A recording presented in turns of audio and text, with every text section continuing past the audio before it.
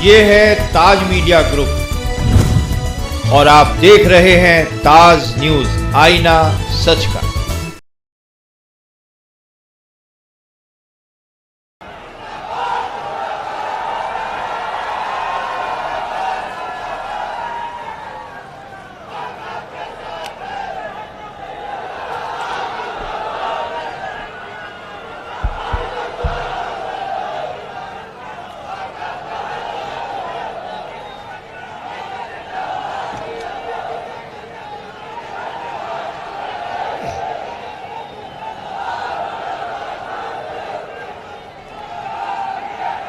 BSP की इस चुनावी जनसभा में इकट्ठा हुए पार्टी के सभी छोटे बड़े पदाधिकारी एवं कार्यकर्तागण, आज आप लोग देश में व यहाँ आपके उत्तर प्रदेश स्टेट में भी लोकसभा के लिए हो रहे आम चुनाव में अपनी पार्टी के उम्मीदवारों के समर्थन में मुझे सुनने के लिए यहाँ इकट्ठा हुए हैं, तो उसके लिए मैं आप सभी लोगों का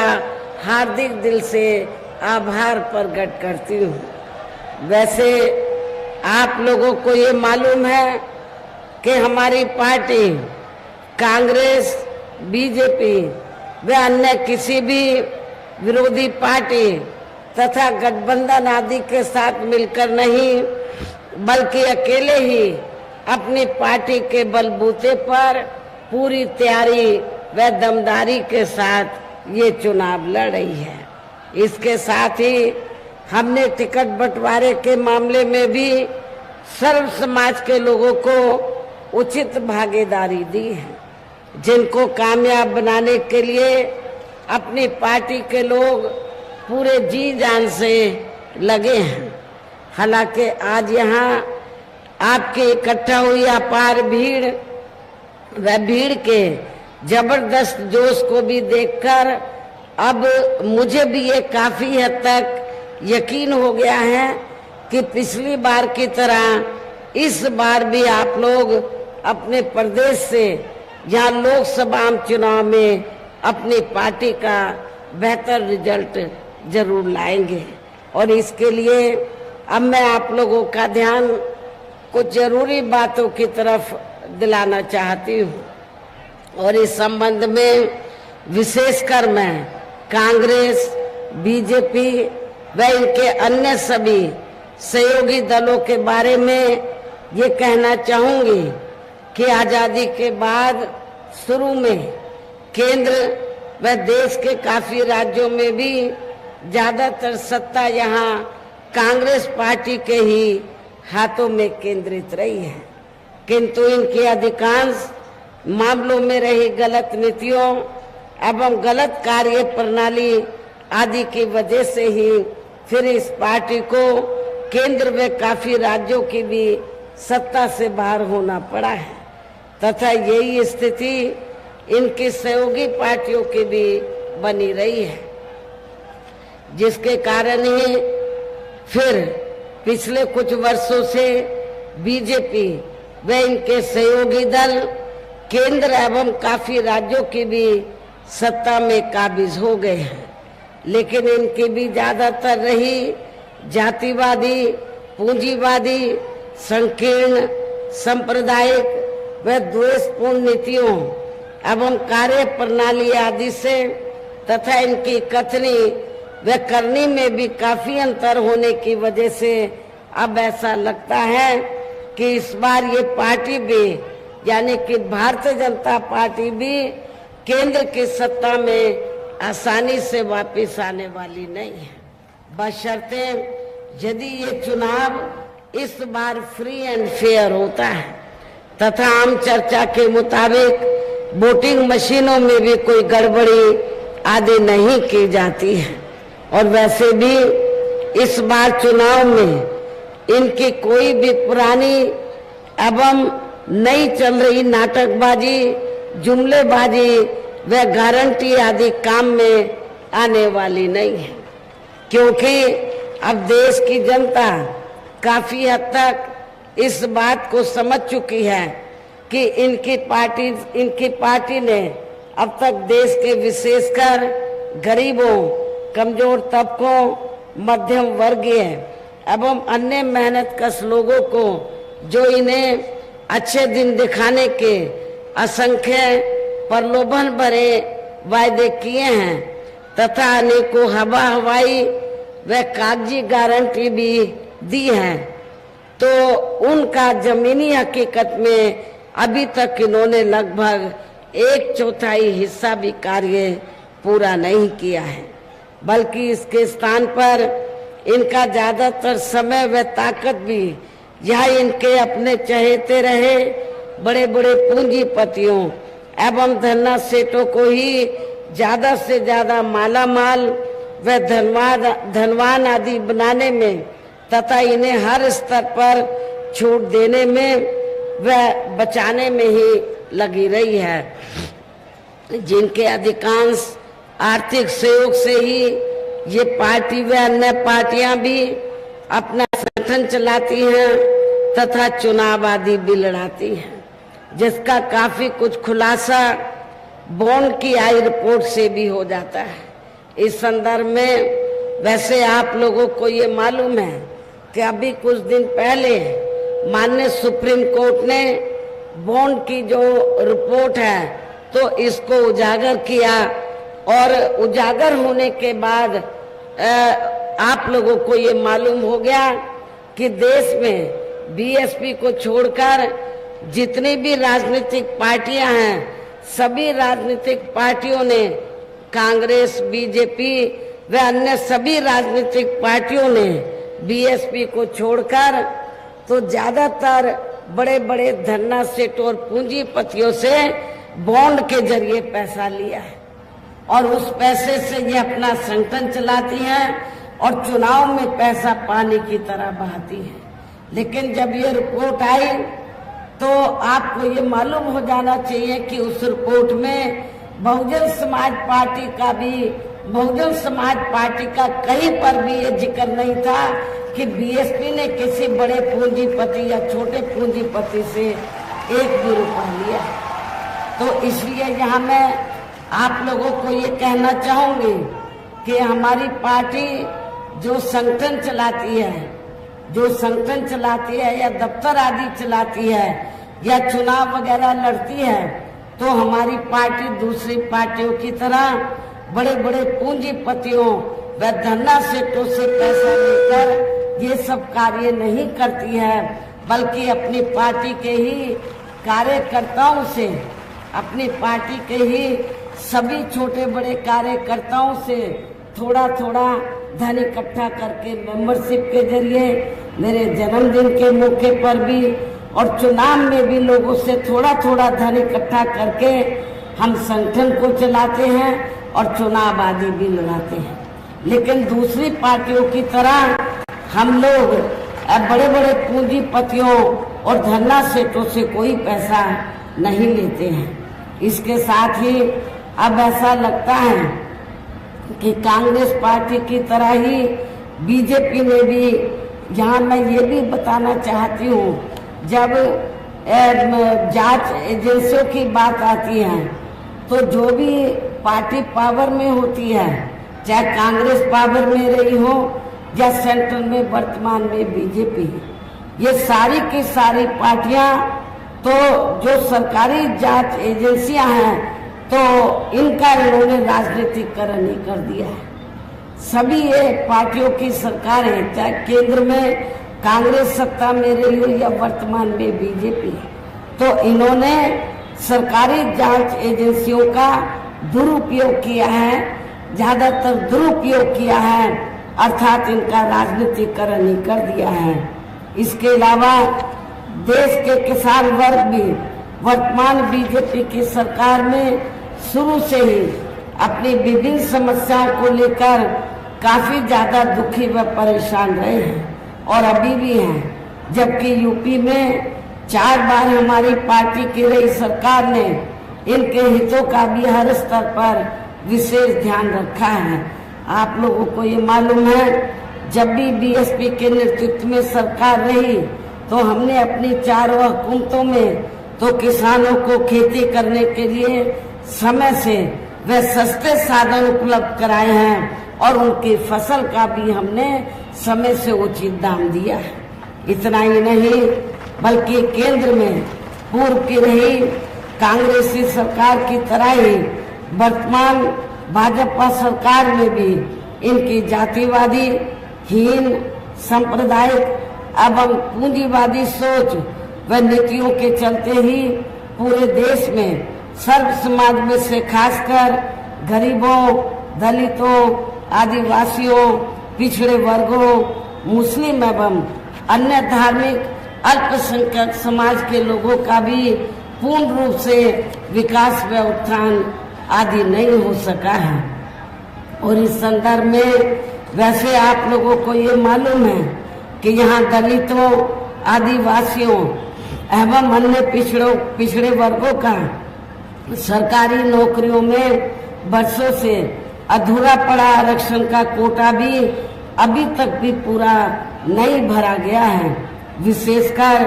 एससी व एसटी वर्गों के सरकारी कर्मचारियों का पदोन्नति में आरक्षण भी अब काफी हद तक प्रभावी ही नहीं बना दिया गया है। और आप लोगों को ये भी मालूम है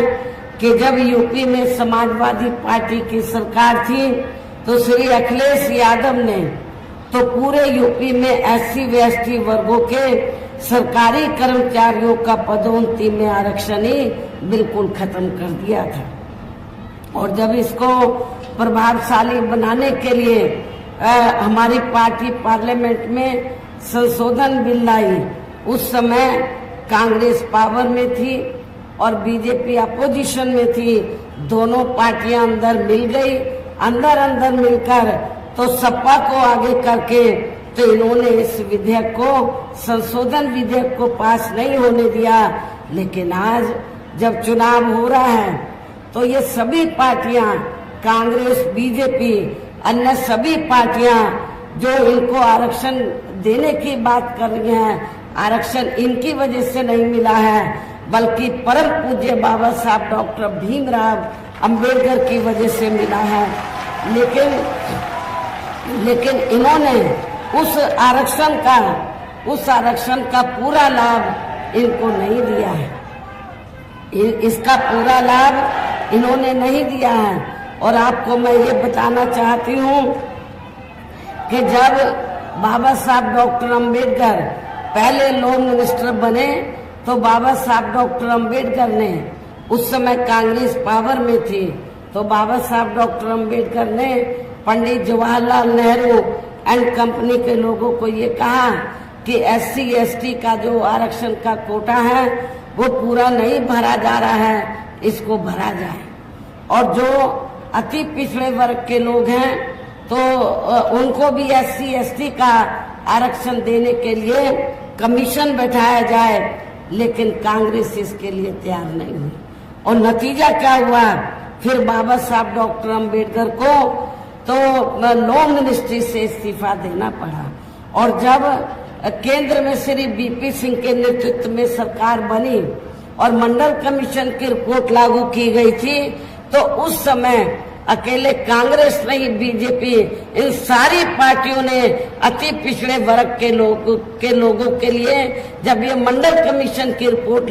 लागू की गई रिजर्वेशन देने के मामले में, तो इन्होंने इसका डटकर विरोध किया था। तो कहने का तात्पर्य यह है कि चाहे कांग्रेस है, बीजेपी है या अन्य विरोधी पार्टियां हैं, इनकी मानसिकता, इन वर्गों के प्रति जो जातिवादी मानसिकता वो बदली नहीं है। लेकिन चुनाव में इतनी बड़ी बड़ी बातें ये लोग करते हैं जैसे ये बड़े हितैषी रहे हैं, ये हिमायती रहे हैं, लेकिन जब ये पावर में रहते हैं तो ये उल्टा काम करते हैं। ये उल्टा काम करते हैं, उसका फायदा पूरा नहीं देते हैं। साथ ही केंद्र व राज्यों में भी विरोधी पार्टियों की रही सरकारों में इन सभी वर्गों को प्राइवेट सेक्टर में आरक्षण दिए जाने की व्यवस्था किए बिना ही इनके सरकारों के ज्यादातर सरकारी कार्य अब प्राइवेट सेक्टर के जरिए ही इनके बड़े बड़े पूंजीपतियों व धन्ना सेठों आदि को ही दिए जाने के कारण अब इनको पूरे देश में आरक्षण का बहुत कम ही लाभ मिल पा रहा है। इसी प्रकार इनका अन्य और मामलों में भी शोषण व उत्पीड़न आदि होना अभी तक भी बंद नहीं हुआ है। इनके साथ साथ मुस्लिम व अन्य धार्मिक अल्पसंख्यक समाज के लोगों की भी हालत हर स्तर पर यह काफी ज्यादा खराब व दयनीय ही बनी हुई है, जिसका काफी कुछ खुलासा सच्चर कमेटी की रिपोर्ट में भी किया गया है। इतना ही नहीं बल्कि पिछले कुछ वर्षों से केंद्र एवं अधिकांश राज्यों में भी बीजेपी व आरएसएस के सरकारों के चलते हुए अब इनका विकास एवं उत्थान आदि होना भी काफी हद तक बंदशाही हो गया है। आए दिन इन पर खासकर हिंदुत्व की आड़ में हो रही जनजाति भी या काफी ज्यादा चरम सीमा पर पहुंच चुकी है। इनके साथ साथ अपर कास्ट समाज में से विशेषकर गरीब लोगों की भी हालत हमें कोई खास अच्छी नजर नहीं आती है। इनकी गलत कृषि नीतियों के कारण किसान वर्ग भी आए दिन आंदोलित ही रहता है। साथ ही इनके गलत आर्थिक नीतियों की वजह से देश की अर्थव्यवस्था पर भी इसका काफी बुरा प्रभाव पड़ा है, जिससे यहाँ विशेषकर छोटे एवं मध्यम वर्गीय व्यापारी वर्ग भी काफी ज्यादा दुखी व परेशान है। और अब केंद्र में पूर्व की रही सरकारों की तरह ही वर्तमान भाजपा सरकार में भी यहाँ पूरे देश में गरीबी, बेरोजगारी एवं महंगाई आदि भी लगातार काफी ज्यादा बढ़ रही है। देश में हर स्तर पर फैला भ्रष्टाचार भी अभी तक खत्म नहीं हुआ है। ऐसे में अब आप लोगों को देश में हो रहे लोकसभा चुनाव में कांग्रेस, बीजेपी व इनकी सहयोगी पार्टियों को भी केंद्र की सत्ता में आने से जरूर रोकना है। जिनकी गलत नीतियों व गलत कार्य प्रणाली को आप लोग काफी हद तक आजमा भी चुके हैं। ऐसी स्थिति में अब ये विरोधी पार्टियां इस चुनाव में भी किस्म किस्म के साम, दाम, दंड भेद आदि अनेकों हथकंडे इस्तेमाल करके केंद्र की सत्ता में आने की पूरी कोशिश में लगी हैं, जिनसे अपनी पार्टी के लोगों को हर स्तर पर काफी ज्यादा सावधान रहना है। और इस मामले में विरोधी पार्टियां अपने अपने पक्ष में हवा बनाने के लिए खासकर मीडिया, ओपिनियन पोल व सर्वे आदि का जो बड़े पैमाने पर इस्तेमाल कर रही हैं, तो उनसे भी अपनी पार्टी के लोगों को बिल्कुल भी गुमराह नहीं होना है। इसके साथ ही विरोधी पार्टियों के विभिन्न रूपों में जारी किए गए इनके हवाई व प्रलोभन भरे चुनावी घोषणा पत्रों एवं वायदों आदि के बहकावे में भी अपनी पार्टी के लोगों को कतई भी नहीं आना है, जिन्हें ये पार्टियां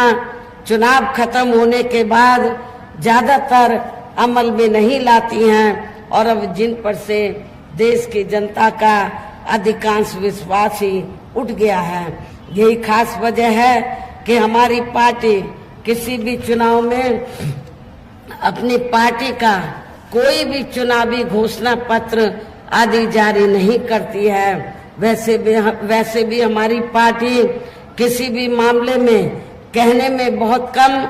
बल्कि कार्य करके दिखाने में ही ज्यादा विश्वास रखती है। और इस बात का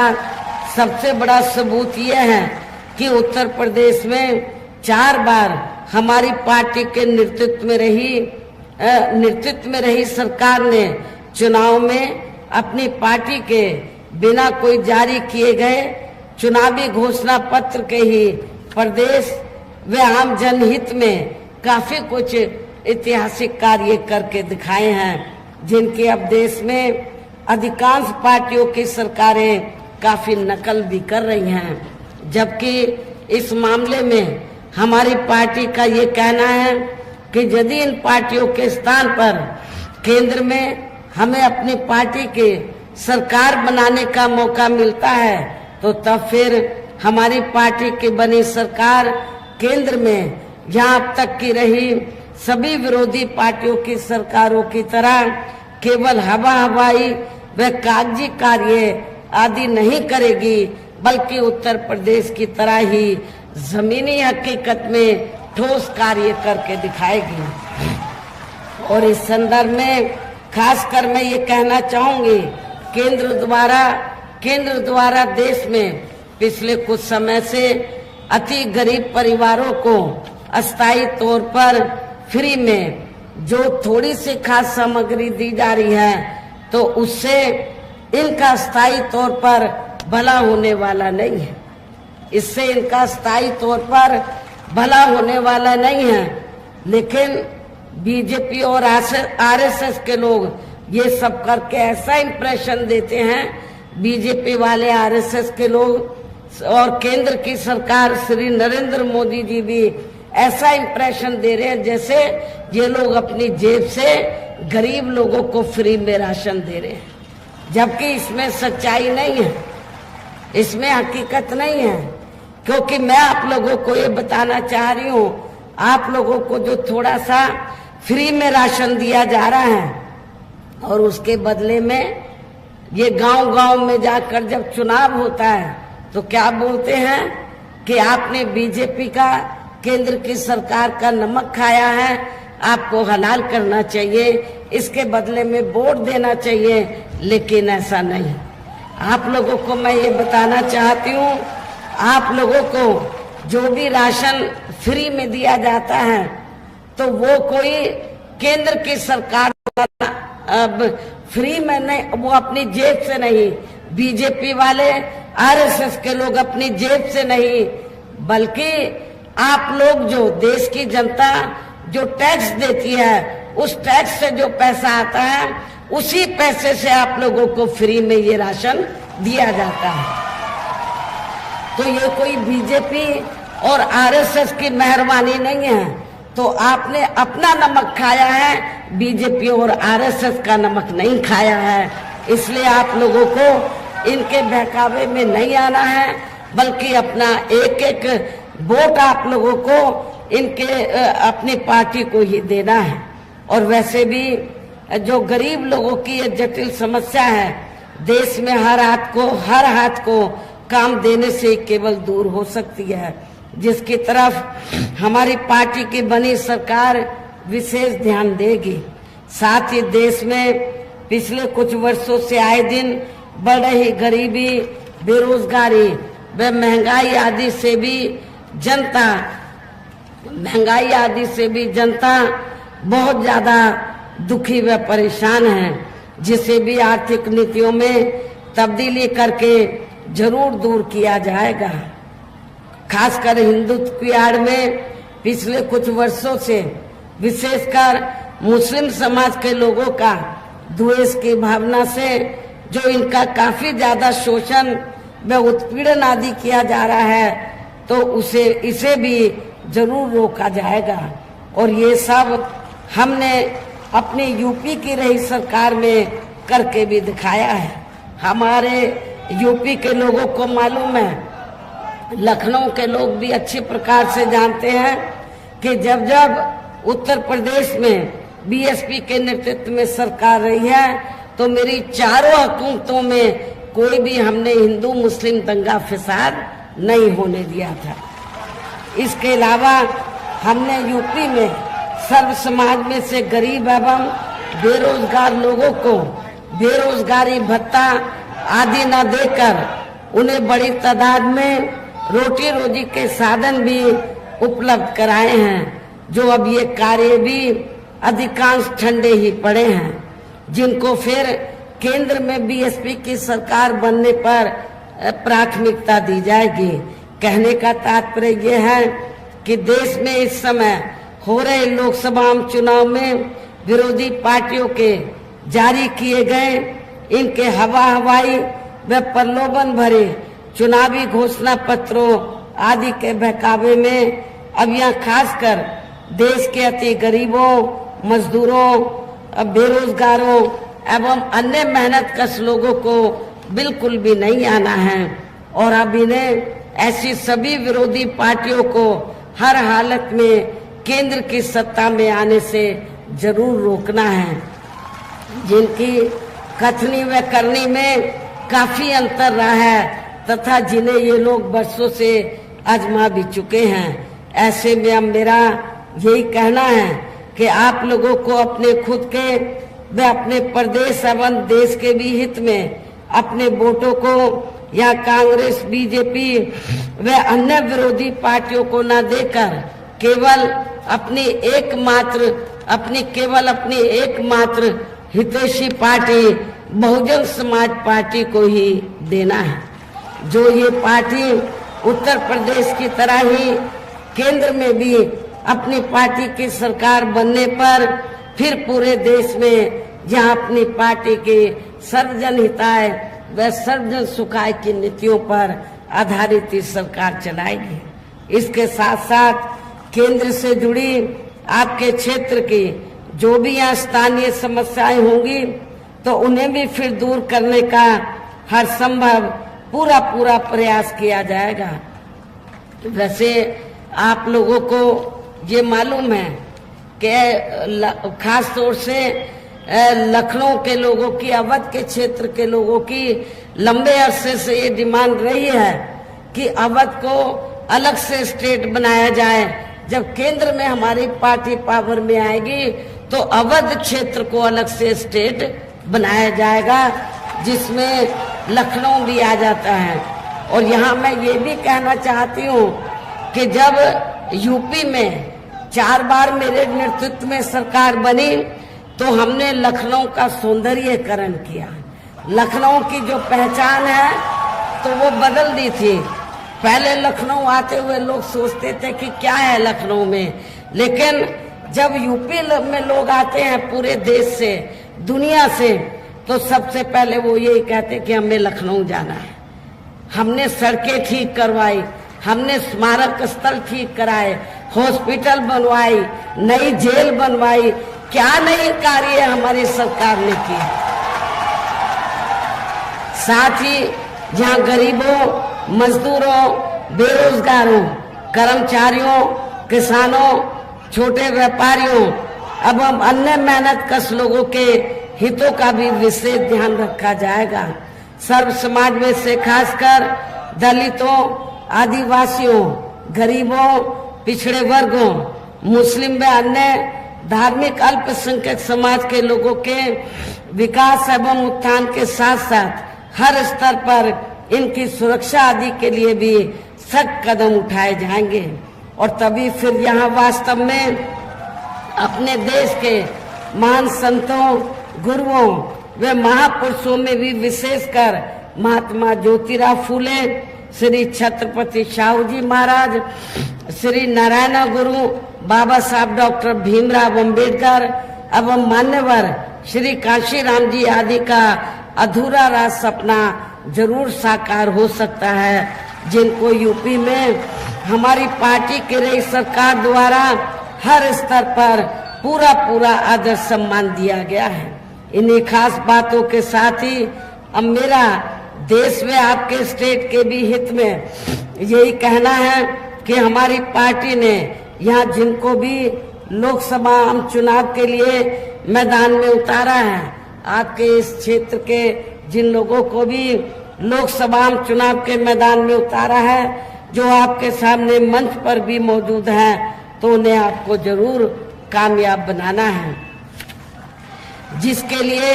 यहाँ पार्टी के सभी स्तर के छोटे बड़े पदाधिकारी एवं कार्यकर्तागण आदि पूरे जी जान से लगे हैं। और अब अंत में मेरा यही कहना है, आप लोगों को वोट पड़ने वाले दिन यहाँ बीएसपी के अपने सभी लोकसभा उम्मीदवारों को, अर्थात आप लोगों को मालूम है कि लखनऊ लोकसभा की सीट से तो हमारे काफी लोकप्रिय पार्टी के हमारे नेता मुस्लिम समाज से जो ताल्लुक रखते हैं श्री सरवर मलिक को हमने चुनाव के मैदान में उतारा है। मोहनलालगंज सुरक्षित लोकसभा की सीट से श्री राजेश कुमार उर्फ मनोज प्रधान को हमने चुनाव के मैदान में उतारा है। रायबरेली लोकसभा की सीट से श्री ठाकुर प्रसाद यादव को, जो बहुत ही पुराने पार्टी के मिशनरी कार्यकर्ता हैं, तो इनको चुनाव के मैदान में उतारा है। अमेठी लोकसभा की सीट से हमने श्री नन्हे सिंह चौहान को, बाराबंकी सुरक्षित लोकसभा की सीट से श्री शिव कुमार धोरे को, विधानसभा लखनऊ जो पूर्व है यहाँ से हमने श्री आलोक कुशवाहा को हमने चुनाव के मैदान में उतारा है। मेरी आप लोगों से पुरजोर अपील है कि बहुजन समाज पार्टी के ये जो प्रत्याशी आपके सामने खड़े हैं, तो आप लोगों को बीएसपी का जो चुनाव चिन्ह हाथी है, हाथी चुनाव चिन्ह के सामने वाले बटन को दबाकर इनको आप लोगों को कामयाब बनाना है, भारी वोटों के अंतर से जरूर जिताना है। इस खास अपील के साथ ही अब मैं अपनी बात यही समाप्त करती हूँ। जय भीम, जय भारत।